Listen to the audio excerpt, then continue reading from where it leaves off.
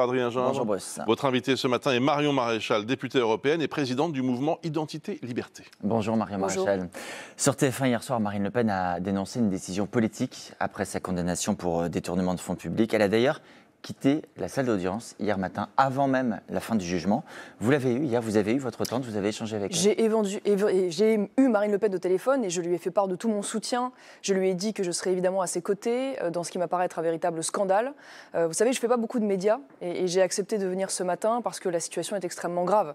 Ce qui se passe est non seulement une honte pour notre justice, mais aussi une honte pour nos institutions démocratiques et une honte pour l'image de la France à l'étranger. Ça a d'ailleurs suscité beaucoup de réactions parce qu'à travers Marine Le Pen, ça n'est pas simplement... Le Kremlin, Donald Trump, Elon Musk, pas n'importe quelle réaction. Ça n'est pas simplement une femme qui est empêchée de se présenter, ce sont des millions de Français qui sont interdits de pouvoir choisir leur candidate favorite et ainsi, à travers elle, de choisir leur destin. Mais Marion Maréchal, c'est donc quelque chose d'extrêmement grave qui devrait entièrement nous mobiliser. Ça justifie, comme on le voit sur les réseaux sociaux depuis plusieurs heures, des menaces contre les juges qui ont condamné Marine Le Pen. Le garde des Sceaux Gérald Darmanin dit qu'elles sont inacceptables et préoccupantes. Est-ce que vous condamnez ces menaces ? Monsieur Gindre, évidemment, il est hors de question que l'on puisse tolérer des menaces, qu'elles soient verbales ou physiques, à l'encontre des magistrats. En revanche, cette situation marginale de quelques-uns ne doit pas nous interdire de critiquer une décision de justice.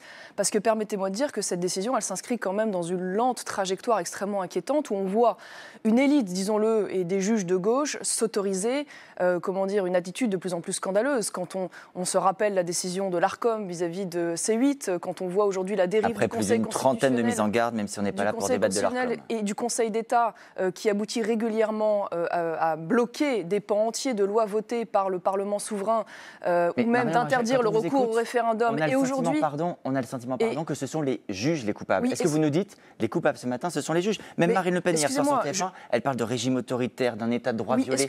On inverse les choses. Excusez-moi, mais cette magistrate n'était pas du tout obligée d'interdire le recours à l'appel auquel n'importe quel justiciable normalement a le droit. C'est-à-dire qu'aujourd'hui, Marine Le Pen est, à l'heure où nous parlons, interdite de se présenter à l'élection présidentielle sans possibilité de recours dans une affaire qui, je le rappelle, n'implique pas d'emploi fictif, de corruption ou d'enrichissement la juge n'était pas personnel. Obligée de le non, faire, elle n'était en aucun cas obligée. Mais elle applique une loi qui existe. Elle applique une loi qui existe. Elle a pris la décision d'interdire à Marine Le Pen de pouvoir se présenter sans recours possible, alors même qu'il n'y avait une fois de plus aucune obligation.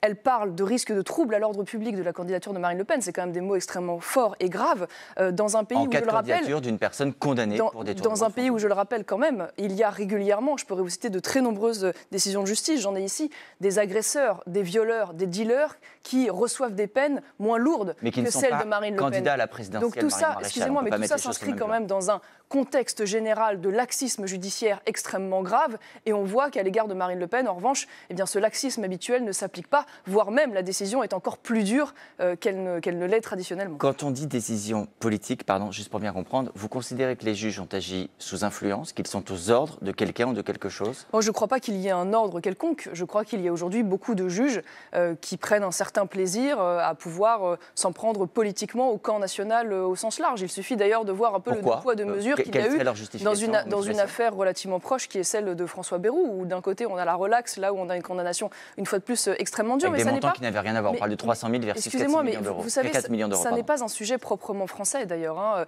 Ce qui s'est passé en Roumanie récemment avec l'interdiction par la Cour constitutionnelle de la candidature du candidat, une fois de plus là encore, le mieux placé. Le sujet du gouvernement des juges, on le voit en Italie avec les poursuites qui avaient été opérées à l'époque contre Matteo Salvini par un certain nombre de juges également. Ce qui a pu se passer également par le passé aux États-Unis. Tout ça révèle quand même une tendance générale à l'international de voir la droite en prise finalement à une volonté des juges qui, semblant pour la gauche perdre le pouvoir, reprennent ce pouvoir, si je puis dire, par le biais des juridictions. Les juges ont trop de pouvoir pour vous? Je pense que là, clairement, on est dans l'abus de pouvoir. Quelle serait la solution? Quelle serait la solution pour que ce que vous dénoncez ne se produise pas concrètement? Comment est-ce qu'on pourrait faire? Parce que vous semblez en douter, mais cette magistrate, en l'occurrence, a fait part par le passé de la sympathie qu'elle pouvait avoir, par exemple, pour Eva Joly, qui est une candidate quand même très, très à gauche. Donc c'est pas. La solution, c'est quoi, du coup? C'est pas une surprise. Je pense que ça tient à beaucoup de choses. Je pense que ça tient aujourd'hui à la formation, notamment des juges, qui évoluent depuis l'école de la magistrature jusqu'à leur environnement quotidien dans un environnement très progressiste. Il faudrait trier les juges? avec la réalité du quotidien ou même de la délinquance. Progressiste étant une critique dans votre bouche. Ça tient à l'homogénéité aujourd'hui, me semble-t-il, sociale et de formation de cette profession qu'il faudrait probablement revoir. Mais moi, si vous voulez, je ne suis pas là aujourd'hui pour enterrer politiquement Marine Le Pen. Je suis là pour, au contraire, être à ses côtés dans la résistance qu'elle amorce. Vous avez signé la pétition que le RN lance ? Et dans l'espoir, oui, bien sûr. Et dans l'espoir, évidemment. Ça va servir à quoi ? Et dans l'espoir, évidemment, mobiliser les gens, faire part publiquement de l'indignation et de l'émotion immense aujourd'hui qui est celle des électeurs du Rassemblement national, mais pas seulement. En effet, demander. Ça sert à ça, ça sert à faire pression. Demander solennellement à ce que, en effet, l'appel puisse intervenir rapidement, puisque si cet appel est tardif, évidemment, il interdira à Marine Le Pen, de fait, de pouvoir se présenter. Et puis, en appeler peut-être aussi au Parlement pour qu'il s'empare de nouveau de cette fameuse loi Sapin 2 que je n'avais pas, moi, votée à l'époque, pour mettre fin vous êtes abstenu en première lecture et vous avez voté contre en lecture définitive. Ce texte qui permet aujourd'hui l'exécution provisoire de l'éligibilité, c'est-à-dire une exécution immédiate, et pour venir dessus et permettre... Marine Le Pen ne s'est érigée contre la loi Sapin 2.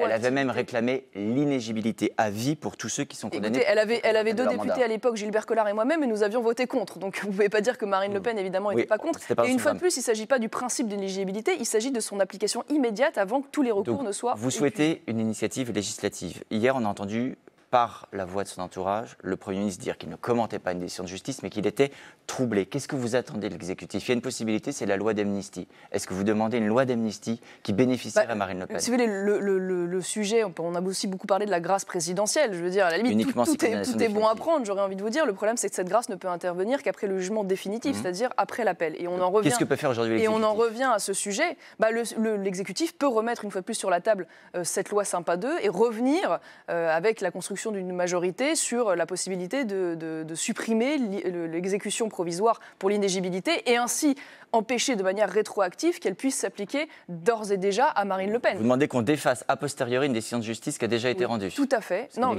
il faut revenir sur la loi pour qu'elle, de manière rétroactive, elle puisse s'appliquer. Voilà ce que je souhaite, puisque tout doit être utilisé pour ne pas faire en sorte que cette décision puisse aboutir à ce qu'une fois de plus Marine Le Pen ne soit pas candidate en 2027, puisqu'elle est la candidate légitime du camp national. Je ne veux pas enterrer Marine Le Pen, etc. Hier, dans votre message sur X, sur les réseaux sociaux, vous écrivez « Marine Le Pen menait notre camp sur le chemin de la victoire ». Vous employez bien le passé. C'est un chemin de la victoire qui a disparu ?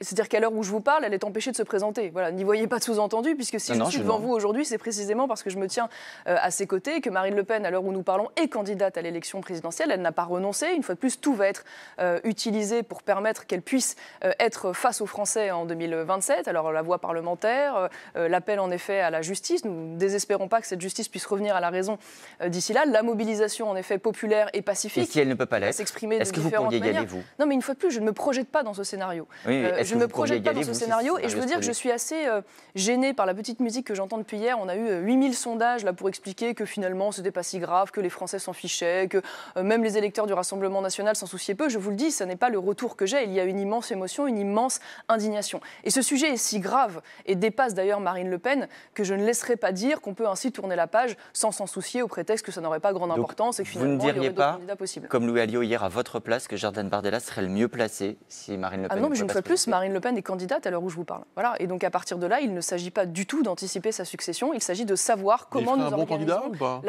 Mais, le cas échéant... Non, mais vous ne m'emmènerez pas sur ce terrain-là, puisqu'une fois de plus, si je commence à commenter les candidatures qui feraient succession à Marine Le Pen, j'accepte l'idée qu'elle puisse ne pas être candidate. Ça devient un peu... Enfin, on est dans la probabilité forte quand même.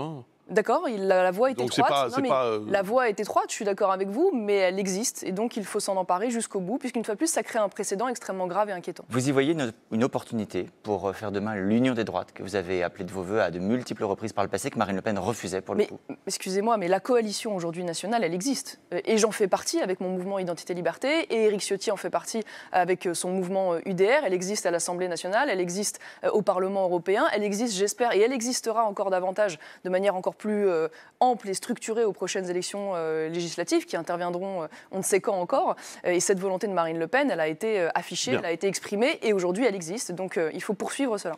Ultime question, 65% des Français ne sont pas choqués, ils ont tort ? Oui, ils ont tort. Ils ont tort puisque c'est évidemment une fois plus extrêmement grave. Il s'agit de la candidate la mieux placée à l'élection présidentielle et donc on ne peut pas accepter ainsi que la justice puisse décider à la place des Français qui pourra se présenter, comme ça a déjà été le cas d'ailleurs par le passé avec François Fillon. Merci Marion Maréchal. Merci à vous. Merci Adrien Gin.